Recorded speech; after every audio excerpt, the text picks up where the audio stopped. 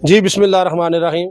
नाज़रीन कराम, इस वक्त हम मौजूद हैं गांव ब्रह्मला यूनियन कौंसिल सुरखपुर तहसील व ज़िला गुजरात में। जैसा कि आपको पता है कि मानसून की बारिशों का सिलसिला जारी था, जिसकी वजह से जहां लोगों का कीमती माल मवेशी का नुकसान हुआ है, वही लोगों का के जो कीमती मकानात हैं वो भी मस्मार हो गए हैं।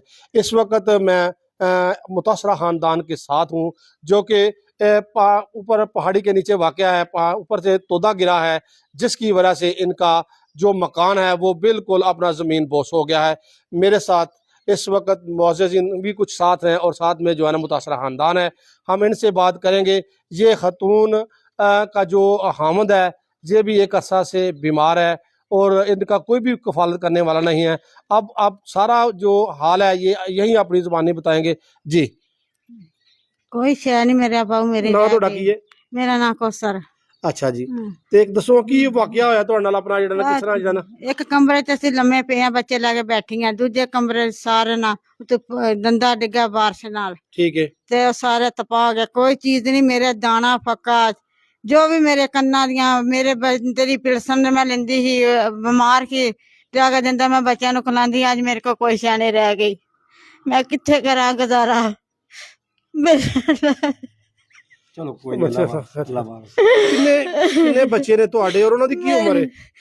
ਇੱਕ ਦੀ 18 ਸਾਲ ਹੈ, ਇੱਕ ਦੀ 12 ਸਾਲ ਹੈ। ਠੀਕ ਹੈ ਬੱਚੀ ਹੈ ਇੱਕ, ਦੋ ਬੱਚੇ ਨੇ ਨਾ, ਉਹ ਵਿਚਾਰੇ ਅੱਗੇ ਬਿਮਾਰ ਲਾ ਸੋੜਿਆ। ਮੇਰੇ ਕਿਹੜੀ ਕਿਸੇ ਆਬਤ ਰਹਤੀ ਹੈ, ਕਿਸੇ ਨੇ ਕੋਈ ਭੈਣ ਕੋ ਭਰਾ ਨਾ, ਮੇਰਾ ਵੀ ਕੋਈ ਨਹੀਂ ਰਹਿ ਗਿਆ ਦੁਨੀਆ ਤੇ। ਠੀਕ। ਕਿੱਥੇ ਮੈਂ ਕਰਾਂ ਗੁਜ਼ਾਰੇ।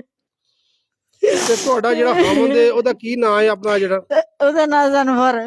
ਦਿਲ ਦਾ ਮਰੀਜ਼ ਦਾ ਚਲੋ 3 ਸਾਲ ਹੋ ਗਏ ਨੇ ਵਿਚਾਰੇ ਨੂੰ, ਨਾ ਕੋਈ ਦਿਹਾੜੀ ਲਾਉਂਦਾ, ਹੁਣ ਉਹ ਵੀ ਨਹੀਂ ਲਾ ਸਕਦਾ। ਦਿਮਾਗ ਦਾ ਵੀ ਮਸਲਾ ਹੈ। ਅੱਛਾ, ਕਿਸ ਤਰ੍ਹਾਂ ਗੁਜ਼ਰ ਬਸਰ ਕਰਦੇ ਹੋ? ਕੀ ਆਪਣਾ ਜਿਹੜਾ ਨਾ ਪਿਲਸਨ ਲਿਆ ਕੇ ਦਵਾਈ ਰੱਬ ਦੀ ਉਹਦੇ ਗੁਜ਼ਾਰਾ ਕਰਨੀ। ਕਿਸੇ ਭੈਣ ਕਰੂ ਨਹੀਂ ਮੰਗਿਆ, ਕਿਸੇ ਦੇ ਬੂਹੇ ਨੇ ਗਈ, ਉਹੀ ਆਪਣੇ ਗੁਜ਼ਾਰਾ ਕਰਦੀ ਅੰਦਰ ਬਹਿ ਕੇ। ਬੱਚੇ ਨੂੰ ਚੰਗੀ ਮਾੜੀ ਆਪਣੇ ਅੰਦਰ ਬਹਿ ਕੇ ਖਿਲਾਉਂਦੀ। ਹੋਰ ਜੱਜ ਮੇਰੇ ਤੇ ਕੋਈ ਆਸਰਾ ਨਹੀਂ ਰਹਿ ਗਿਆ। ਸਵਾਸ ਢਿੱਲੇ ਚਾਹਤਾ ਰਹੇ ਤੇ ਇਸ ਤੋਂ ਇਲਾਵਾ ਤੁਹਾਡੀ ਕੋਈ ਜ਼ਮੀਨ ਆਪਣਾ ਜਿੱਥੇ ਤੁਸੀਂ ਜ਼ਮੀਨ ਵੀ ਰੁੜ ਗਈ ਹੈ, ਕਿਹੜਾ ਹੈਗੀ ਮਰਲਾ ਉਹ ਵੀ ਰੁੜ ਕੇ ਦੇਣਾ।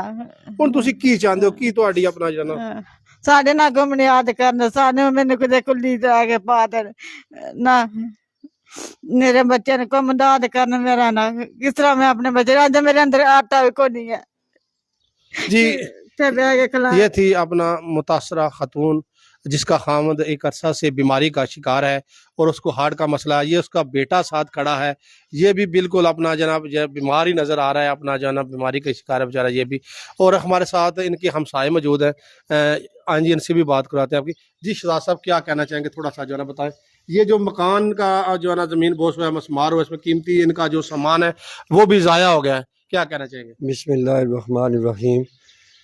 कहना कि ये जी देखो, अल्लाह की तरफों एक मतलब खैरवानी आ गई है। ये बेचारे बहुत गरीब लोग ने, कोई इन्हों का बेचारियां का इनकम आमदी नजरिया नहीं है, बहुत माड़े